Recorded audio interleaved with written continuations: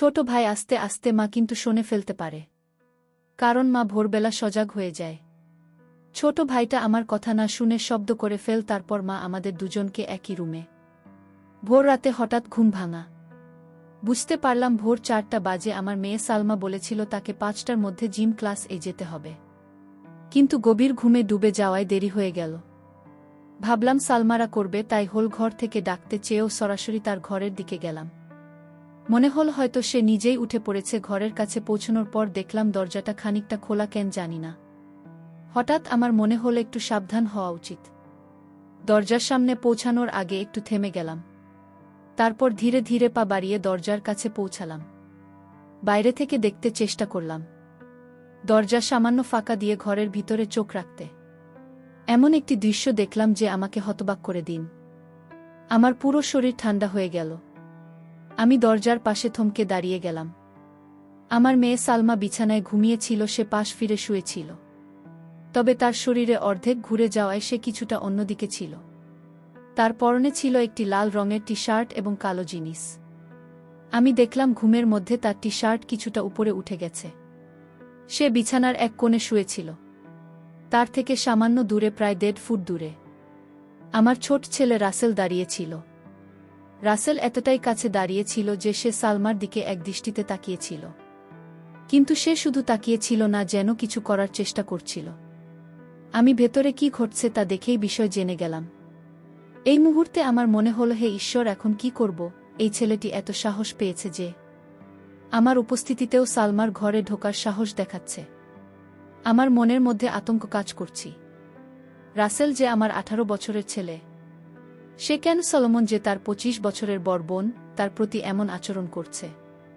তার সাহস যে দিনে দিনে বেড়েই চলেছে। এই পরিস্থিতি দেখে আমার মনে ভয় ঢুকে গেল, এমন কিছু যেন না ঘটে যা তাদের দুজনের জীবনকে নষ্ট করে দিতে পারে। আমি কখনো ভাবিনি যে রাসেল এমন কিছু করতে পারে, তবে এখন সে বড় হচ্ছে আর তার আচরণ আমাকে চিন্তিত করে তুলেছে। আমি আগে কখনো রাসেলের এমন আচরণের দিকে তেমন মনোযোগ দিন, তবে সময়ের সঙ্গে সঙ্গে লক্ষ্য করলাম সেজন্য সালমার প্রতি একটু বেশি মনোযোগী হয়ে উঠেছে। সালমা ছিল তার থেকে 5 বছরের বড়। তার নিজের একটা ভিন্ন জীবন ছিল, কলেজ, বন্ধুবান্ধবের আলাদা একজন। তার সেই যোগাসনের থেকে একেবারেই আলাদা। তারা একসঙ্গে বেশিরভাগ সময় বাড়িতে থাকে, কিংবা আমাদের পুরো পরিবার একসঙ্গে কোথাও গেলে যেমনটা সাধারণ ভাইবোনেরা করে। তারা একসঙ্গে হাসি তামাশা করত, একে অপরকে ঠাট্টা করত কিংবা ছোট ছোট দুষ্টুমি করত। সলোমন সব সময় তার সঙ্গে খুব স্বাভাবিক ও নির্ভীক আচরণ করত। সম্ভবত সালমা এই নির্ভীক আচরণে রাসেলের মনে তার প্রতি এক অদ্ভুত আকর্ষণ তৈরি করেছিল। ধীরে ধীরে রাসেল যে আরও কাছাকাছি যাওয়ার চেষ্টা করতে শুরু করুন, তবে সালমা ছিল তার নিজের জগতে মগ্ন।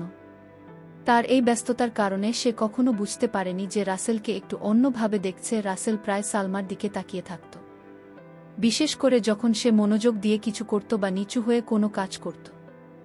রাসেলের দৃষ্টি চলে যেত সালমার দিকে। মাঝে মাঝে সালমার ঘরে নিয়ে আসার চেষ্টা করত এবং আলাপের ছেলে একটু বেশিই ঘনিষ্ঠ হয়ে পড়ত। খুবই লজ্জাজনক ছিল, আমার পক্ষে এটা সহ্য করা কঠিন হয়ে পড়েছিল। তবে রাসেলকে পুরোপুরি দোষারোপ করার আগে ও আমার মনে হয় জন্মান এই আধুনিক যুগে, যেখানে টিভি, সিনেমা, ইন্টারনেট এবং মোবাইল ফোনের অতিরিক্ত প্রভাব রয়েছে, সেখানে এই ধরনের আচরণ না হওয়াটা কিভাবে সম্ভব? আমাদের সন্তানদের মনে এগুলোর প্রভাব পড়বে, এটাই স্বাভাবিক। তবে যা সবচেয়ে কষ্টদায়ক ছিল, তাহলে আমি এ ঘটনা দেখেও কিছুই করতে পারছিলাম না। নিজের সন্তানদের জন্য আমার অসহায়ত্ব আমাকে ভেতরে ভেতরে ধ্বংস করে দিচ্ছিল। আমি কখনো কল্পনাও করিনি যে রাসেল এমন কিছু করতে পারে। আমার স্বামী রাজ এদিন রাতে পরিশ্রম করেন আমাদের সন্তানদের একটি সুন্দর এবং সুখী জীবন দেওয়ার জন্য। যদি তিনি কখনো জানতে পারেন যে আধুনিক সময়ের প্রভাব রাসেলের মনকে এমনভাবে দূষিত করছে, তাহলে তিনি নিশ্চয়ই প্রচণ্ড কষ্ট পাবেন। তবে তার কাছে এই বিষয়ে বলা আমার পক্ষে সম্ভব ছিল না। যদি তিনি ঘটনা জানতে পারেন, তাহলে তিনি রাসেলের মনস্তত্ত্ব বোঝার চেষ্টা না করেই হয়তো রাগের বশে শাস্তি দেবেন বা তাকে বাড়ি থেকে বের করে দেবেন, এমনটা আমি কখনোই চাইনি। আমি ভেবেছিলাম সালমাকে সামান্য ইঙ্গিত দিয়ে বিষয়টি জানানো উচিত, যাতে সে সতর্ক থাকতে পারে এবং রাসেলের সঙ্গে একটু সাবধানতার সঙ্গে আচরণ করতে পারে। তবে এর আরেকটি বিপদ ছিল। সালমার মনে যদি রাসেলের প্রতি ঘৃণা জন্মায়, তাহলে তাদের সম্পর্ক চিরতরে নষ্ট হয়ে যাবে। এমনকি যদি সালমা রাগের মাথায় রাসেলকে কিছু বলে ফেলে তাহলে রাসেলও রেগে গিয়ে কোনো ভুল সিদ্ধান্ত নিতে পারে যা তাদের ভবিষ্যতের জন্য ভয়াবহ হতে পারে। আমি কোনোভাবেই তাদের ভাই বোনের পবিত্র সম্পর্কের মধ্যে ফাটল ধরাতে চাইনি। তাই সালমাকে কিছু বলার পরিবর্তে আমি নিজের মতো করে পরিস্থিতি সামলানোর সিদ্ধান্ত নিলাম। আমি ঠিক করলাম রাসেলকে ঠিক পথে আনার জন্য সময়মত তাকে বোঝানোর চেষ্টা করব। এখন থেকে যখনই আমি লক্ষ্য করতাম যে রাসেল চুপি চুপি সালমার দিকে তাকিয়ে আছে, আমি কোনো না কোনো অজুহাতে তাকে সেই জায়গা থেকে সরিয়ে দিতাম। এতে করে তার আচরণ অনেকটাই নিয়ন্ত্রণে আসত। তবে আজকের ঘটনা আমাকে আরও সচেতন করে তুলুন। আমি বুঝলাম বিষয়টি নিয়ে আমাকে আরও সতর্ক হতে হবে এবং উপযুক্ত সময়ে সঠিক সিদ্ধান্ত নিতে হবে। পিছনে সাহস দেখে আমি বুঝতে পারলাম যে আর দেরি করা ঠিক হবে না। যদি সময়মত আমি কোনো ব্যবস্থা না নিই তাহলে তার কাজের জীবনে বড় বিপদ ডেকে আনতে পারে। আমাকে কিছু একটা করতেই হবে, কিন্তু কিভাবে পরিস্থিতি সামাল দেবে তা বুঝে উঠতে পারছিলাম না। আমার মনে হলো সঠিক পদ্ধতিতে তাকে বোঝাতে স্বাভাবিক হতে পারে। তখন আমি যেটা ঠিক মনে করেছিলাম সেটাই করার সিদ্ধান্ত নিলাম। যদি হঠাৎ করে ঘরে ঢুকে যায় তাহলে রাসেল ভয় পেতে পারে, আর সালমা যদি তাকে এমন অবস্থায় দেখে ফেলে তাহলে সে আরও হতবাক হয়ে যেতে পারে। তাই আমি এমন কিছু করার সিদ্ধান্ত নিলাম যাতে সে বুঝতে পারে যে আমি জেগেছি এবং তার ঘর ছেড়ে চলে যাওয়ার সময় এসেছে। এই ভাবনা থেকে আমি রান্নাঘরে গিয়ে ইচ্ছে করে একটি স্টিলের থালা ফেলে দিলাম। এতে বেশ বড়সড় শব্দ হল। আমার প্রত্যাশা মতো কিছুক্ষণের মধ্যেই আমি দেখলাম বিষাদের ছায়া পাশের পথ দিয়ে চলে যাচ্ছে। তার চলে যাওয়া দেখে আমি স্বস্তি পেলাম। এরপর আমি সালমাকে ডাকার জন্য তার ঘরের দিকে এগোলাম। ঘরে ঢুকে দেখি সালমা তখনও গভীর ঘুমে। এত বড় আওয়াজ হওয়ার পরেও সে উঠে বসেনি। এটা দেখে আমি অবাক হলাম। মনে হলো সে এতটাই গভীর ঘুমে থাকে যে রাসেল সহজেই তাকে দেখতে বা কিছু করার সুযোগ পেতে পারে।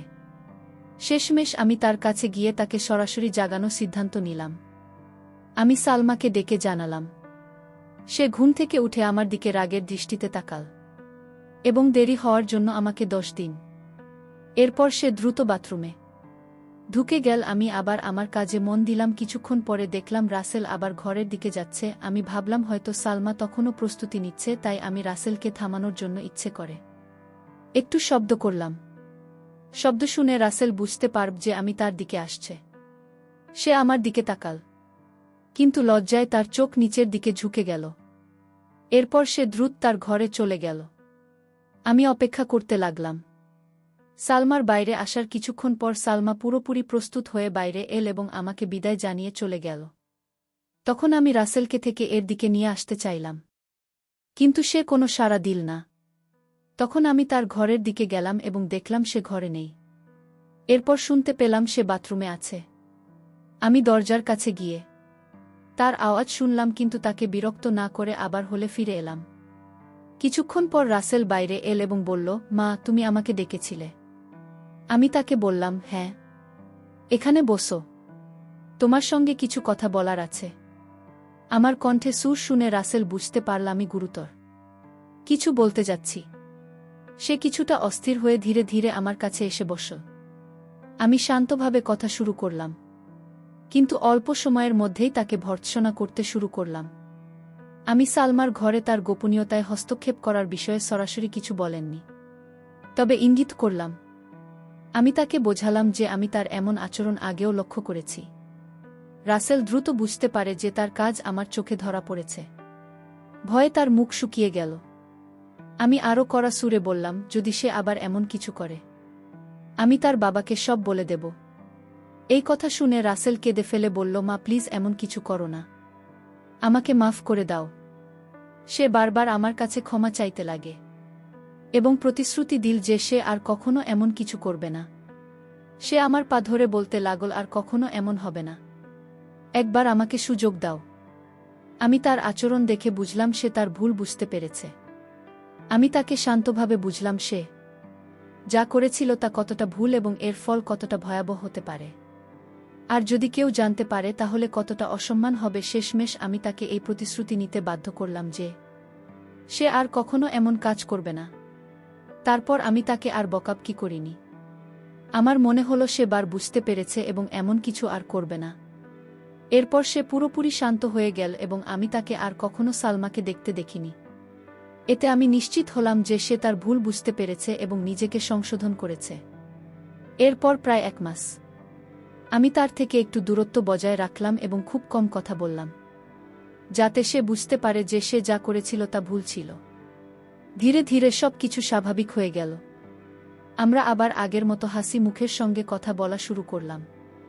সবকিছু আগের মতোই সুন্দরভাবে চলতে লাগল। কিন্তু একদিন আমি তাকে আবার সালমাকে দেখতে ধরে ফেললাম। যদিও সে এবার বেশ সতর্ক ছিল, তবু আমি লক্ষ্য করলাম তখন আবার আমার রাগ হতে শুরু করল। কিন্তু এবার আমি আগের মতো তাকে বকাঝকা করিনি, কারণ তার প্রতি আমার চিন্তা বাড়ছিল। সে আমাকে বলেছিল যে তার একটি প্রেমিকা আছে এবং সে তার বন্ধুদের সঙ্গে সময় কাটায়। তবুও কেন সে সালমাকে এভাবে দেখার প্রয়োজন বোধ করি, তা আমার মাথায় আসছিল না। তখন আমি ঠিক করলাম এই বিষয়ে আমি আবার তার সঙ্গে কথা বলবো। 3 দিন পর দুপুরে আমরা দুজন বাড়িতে একা ছিলাম। সে তার ঘরে ছিল আর আমি আমার ঘরে বিশ্রাম নিচ্ছিলাম।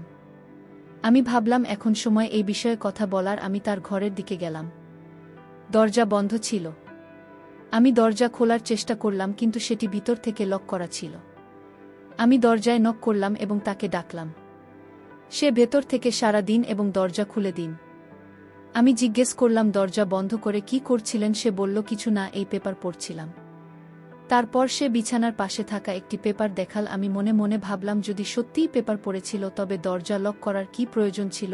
নিশ্চয়ই অন্য কিছু হচ্ছিল। কিন্তু এবার আমি শান্ত থাকতে চাইলাম এবং তাকে বোঝানোর সিদ্ধান্ত নিলাম। আমি সালমাকে নিয়ে কথা বলার জন্য এসেছিলাম, তাই অন্য কিছু না বলেই আমি তার বিছানার পাশে গিয়ে জিজ্ঞেস করলাম, কোনো পেপার পড়ছ? তারপর তার হাত থেকে পেপার ছিনিয়ে দেখতে শুরু করলাম। এটি তার কলেজের একটি বুলেটিন ছিল, যেখানে ছাত্রদের লেখা প্রবন্ধ, গল্প এবং কবিতা ছিল। আমি পেপারটি তাকে ফেরত দিয়ে জিজ্ঞেস করলাম কোনোটা পড়ছিল। এতে পেপার খুলেছে, একটি প্রবন্ধ দেখিয়ে বলল, এটা করছিলাম। আমি বললাম, ঠিক করে বলো তো, কি আছে এতে? তারপর আমি তার পাশে বিছানায় একটু জায়গা নিয়ে শুয়ে পড়লাম। আমার ছেলে বিছানায় চিত হয়ে শুয়েছিল আর আমি তার পাশে শুয়ে থাকে সেই প্রবন্ধটি দেখতে লাগলাম। আমরা একসঙ্গে এই প্রবন্ধটি পড়তে শুরু করলাম।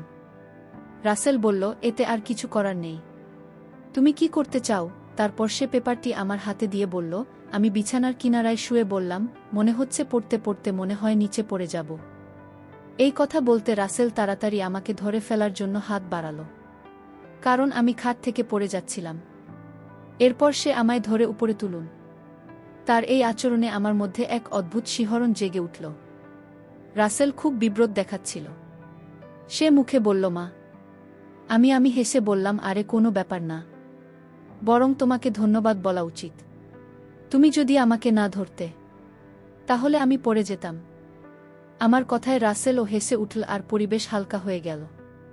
আমি তাকে বললাম, এবার এটা আমাকে পড়াশোনা ও ছোট অক্ষর আমার ভালো দেখায় না। রাসেল পেপার নিয়ে পড়া শুরু করল। সে আমাকে আরও কাছে টেনে নিয়ে প্রবন্ধটি পড়ে শোনালেও তারপর বলল, এখন বাকিটা তুমি পড়।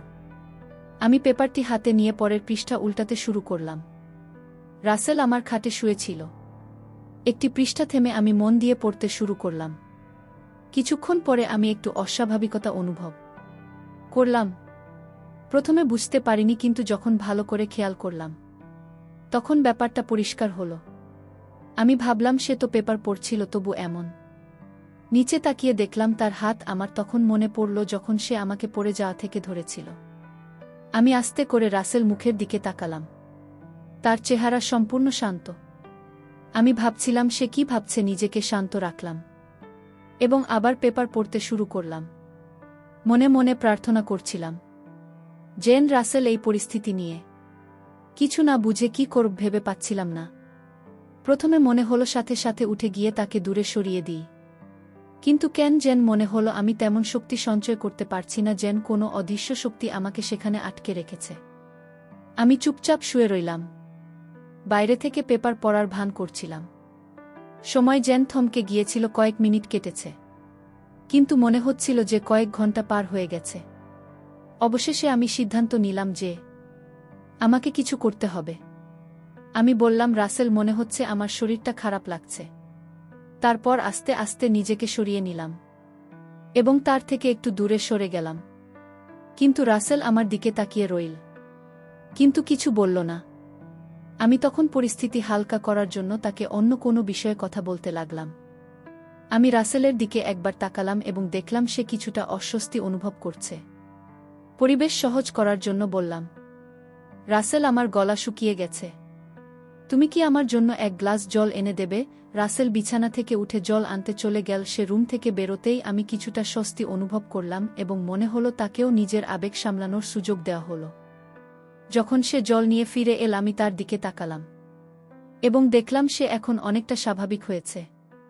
আমি তার কাছ থেকে জল নিয়ে এক নিঃশ্বাসে পান করলাম। এটা আমি কিছুটা শান্ত পেলাম।